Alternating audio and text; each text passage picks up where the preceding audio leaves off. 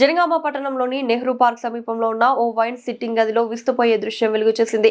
బుధవారం రాత్రి మద్యం తాగేందుకు వచ్చిన వారు మరుగుదొడ్డిలోకి వెళ్లగా అక్కడ స్టవ్ పెట్టి చికెన్ ఆమ్లెట్లు వండుతుండడం చూసి విస్తుపోయారు. అపరిశుభ్ర వాతావరణంలో ఆహారం తయారు చేస్తున్నారని ప్రశ్నిస్తే నిర్వాహకులు నిర్లక్ష్యంగా సమాధానమిస్తున్నారు. అధికారులు చర్యలు తీసుకోవాలని కోరారు.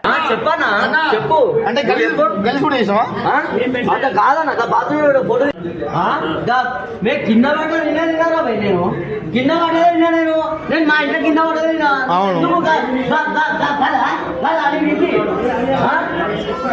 అరే బాత్రూమ్ పెట్టేది అంటున్నా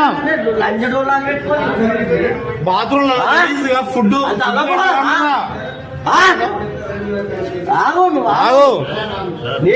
వంద సార్లు వచ్చాయి. ఇప్పుడు నువ్వు గిద పెట్టావా నాకు పాపం నాకు మంచిగా వస్తుంది